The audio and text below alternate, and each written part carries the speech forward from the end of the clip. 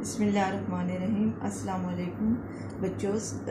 अभी हमने उर्दू अदब में जो सबक शुरू करना है उसका नाम है सबसे बड़ी दौलत। अब हर इंसान के नज़दीक इन अल्फाज के मायने मुख्तलिफ हैं।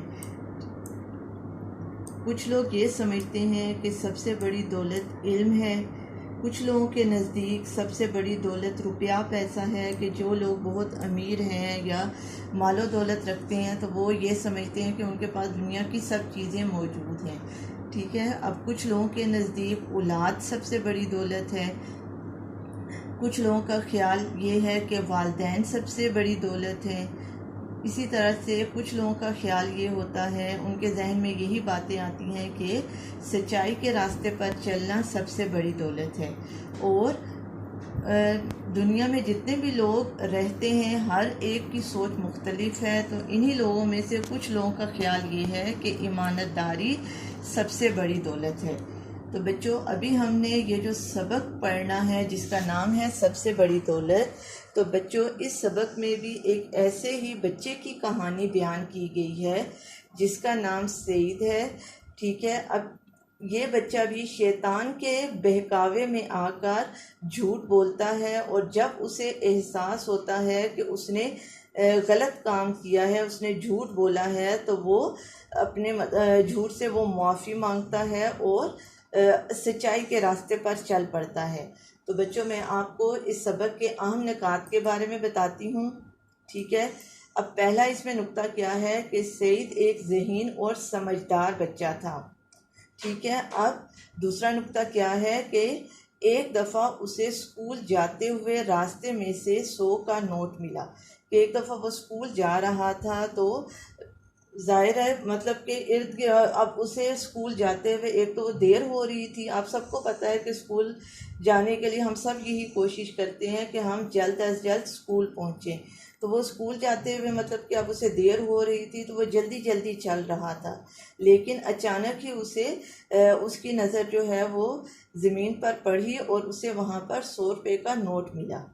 अब नोट उसने उठा लिया। अब आगे क्या होता है कि अब जिस बंदे का नोट गिरा होता है वो परेशान होता है। ठीक है। वो इर्द गिर्द जो लोग गुजर रहे होते हैं उनसे पूछता है कि क्या आपको इस तरह से नोट मिला है। अब सईद से जब वो आदमी पूछता है कि आपको नोट मिला है तो वो क्या करता है, वो झूठ बोल देता है।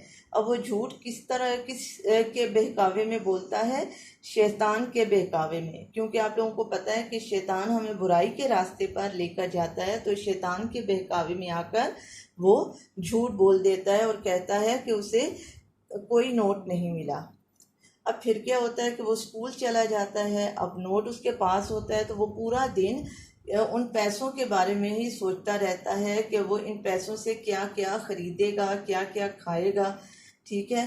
अब बार बार उसके दिल में यही ख्याल आ रहा होता है कि वो एक गलत काम कर रहा है, कि वो झूठ बोल रहा है। लेकिन अब क्या मतलब कि होता है ना कि जिन लोगों को आदत नहीं होती झूठ बोलने की, और जब वो इस तरह का कोई एक आध बार गलत काम करते हैं तो उनके दिल में बार बार ये ख्याल आता है कि वो गलत काम कर रहे हैं। तो उसका जो ज़मीर है वो उससे बार बार मलामत कर रहा था कि वो गलत रास्ते पर जा रहा है।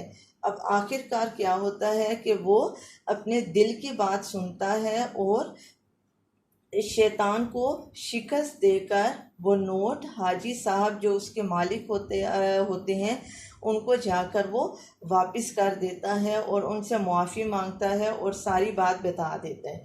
ठीक है। अब जब वो नोट वापस करता है तो फिर उसे रूहानी खुशी महसूस हो रही होती है। अब रूहानी खुशी से क्या मुराद है कि सच्ची खुशी महसूस करना, कि ज़ाहिरा उसने सच बोला, उसके दिल से एक बहुत बड़ा बोझ उतर गया और उसने रूहानी खुशी महसूस की कि उसका दिल मुतमईन हो गया। ठीक है।